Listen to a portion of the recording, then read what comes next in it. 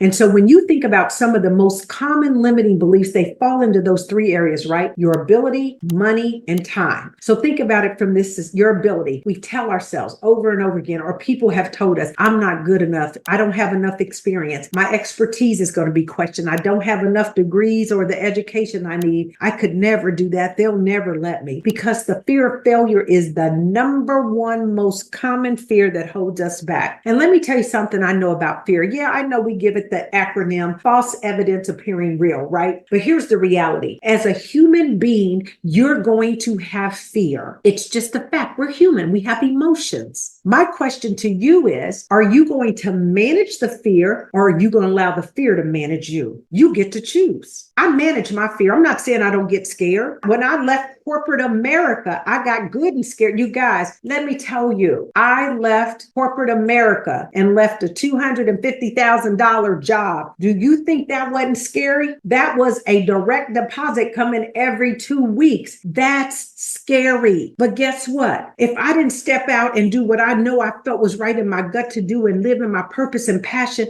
I wouldn't be here talking to you today. Wouldn't be here, because you have to push through the fear. That is so important. And I want you to know that. Push past the fear. When you're operating in that fear zone, that's where you're being uncomfortable. And what did we say? You got to be comfortable being uncomfortable, because that's when the magic happens. Yo, I done shook some stuff up. I done got bold and did some things, baby. I didn't even have a seat at the table, bought my own chair and landed up in a room with billionaires. How did I do that? Because I wasn't going to let fear stop me. I wasn't going to let someone with more power, with more money, intimidate me. Instead, I said, how do I get close to them so I can have it too? Because you already know you become the 5 people you hang around the most. Think about your circle. Who are the 5 people that you hang around? Are they mediocre? So if you hanging around 5 mediocre people, you're going to be the 6th. If you hanging around 5 millionaires, you're going to be the 6th. If you hang around 5 complainers, all you're going to do is complain. It's true. I'm not making it up. And so the other one is time. We always can tell ourselves we don't have enough time. And time has the ability to keep us stuck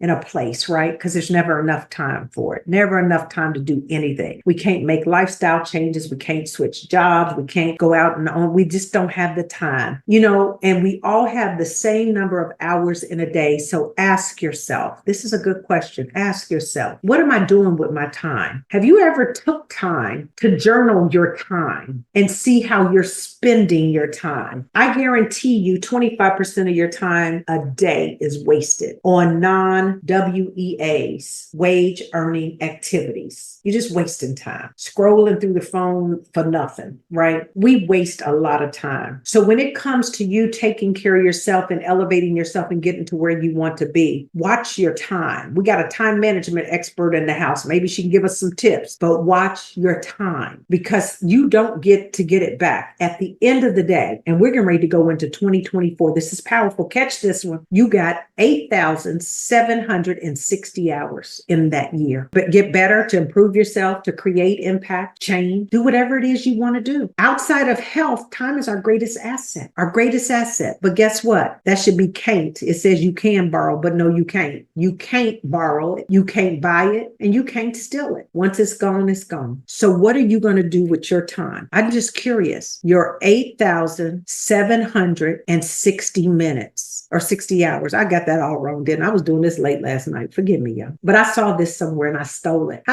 Because you know what? Here's the other thing. Here, success leaves clues, right? And so one of the things we learned is that you can be a copycat. Don't think you can't. You don't have to reinvent the wheel. You can be a copycat, but you got to copy the right cat. I don't mind you being a copycat, but copy the right cat. But what are you going to do with your time? Tick-tock, tick-tock. Because as we sit here right now, it's going right on by us. And then when you think about your health, we work on a triangular principle where it's about health, wealth, and family. Does that make sense? Health, wealth, and family. And so in order to create fulfillment in all areas of your life, you got to first master your body, your health, your energy, your ability to have vitality, because your health is your wealth. And then think about money. Oh, Lord, y'all, we can have a whole session on money. That's for another day. Because one of the things that I can tell you is I have a very unique perspective about money. And my perspective is that we got to have a different relationship with the way we view money. See, one of the limiting beliefs around money money is that we were taught, and I don't know about you guys, but I was taught to really look at money very differently. You know, it was almost like it was an evil thing. You know, you ever heard the saying, money is the root of all evil? I grew up in an era where my mother would tell me money don't grow on trees. A penny saved is a penny earned. I was like, save it for a rainy day. I'm like, a rainy day? Why the hell am I saving it for a rainy day? I'm going to get an umbrella for a rainy day. That's what I'm going to do. I ain't saving it for a rainy day, because let me tell you something what I do know. I've never met a wealthy person that got wealthy by saving their money. How do they get wealthy? They invest, whether it's through real estate, through insurance, through stocks, whatever. You make investments. How about investing in yourself? One of the best investments you can make is investing in yourself. So many people are afraid to invest in themselves. And I get it. It can be a scary thing. I remember when I made my first $20,000 investment in a coach. It was scary. But do you know that $20,000 investment got me $300,000? Do y'all think that was a good investment? If you spent $15,000 and got $150,000, would that be a good investment? Yeah. So I think we got to be careful with this, because money can elicit so many emotions. And a lot of people say they're not good with money. Then get with somebody that is. Find your who that can help you make good money management decisions. Because so often, let me tell you what I do know. We don't invest in ourselves. We invest on ourselves. We can look good now. I mean, we can look good. We can buy expensive handbags, have the baddest shoe. We look good. But the question I pose to you is, do you want to look rich or do you want to be rich? That's a difference. That's a big difference. You want to look rich or you want to be rich? Because at the end of the day, you just have to know how to play the game. There's a game out here. That real estate game is heavy. The insurance game is heavy. Using OPM is heavy. Other people's money. I love using other people's money. As a matter of fact, tomorrow we're going to talk about the 100K funding hack and how to use other people's money. You know, we think we'll never make enough money. I've seen people that didn't have a lot of money have a very happy and fruitful life because they knew what to do with their money. That's critical. Knowing what to do with your money, how to have a healthy relationship with your money, and not being ashamed if you make money. You need money. We need money. Money helps to live. It does relieve some of the stress, but it can also contribute stress, because some of the most pressing problems in the world revolve around not having enough of it. I tell them like this: yes, money's not going to solve all your problems, but give me enough of it to let me figure that out. Okay? Give me enough of it to let me figure out what I need to do. I'd rather have than have not. Y'all with me? Have than have not. And then when you think about your career, this is the area where I think we just spend so much time of our life is spent working. Think about it. And the bottom line is that it's important that you're doing something you love to do, doing something that brings you a sense of fulfillment, you know, aligns with your purpose, aligns with your passion. And sometimes, quite frankly, our gifts are our gifts. We get what we get, you know, to some degree on the gift thing. You may just be a whiz at something that you're good at, but you're not passionate about it. And so if that is the case, then you do that because that might be helps pay those bills, but find something else that you can align to that allows you to pull out that passion, because that's what's going to keep you going when the going gets tough. Because the reality is that 7 out of 10 employees are not engaged in the workplace. They just going through the motions to get the paycheck. We know that. But when you're doing things you're passionate about, you'd be willing to work for free. Now, I'm not advocating that. I'm going to teach you how to make a lot of money, but you'd be willing to work for free because that's how you feel about it. I work long hours these days as an entrepreneur, but it doesn't feel like work because I'm doing what I love doing. The time flies by and I'll just look up and be like, oh my God,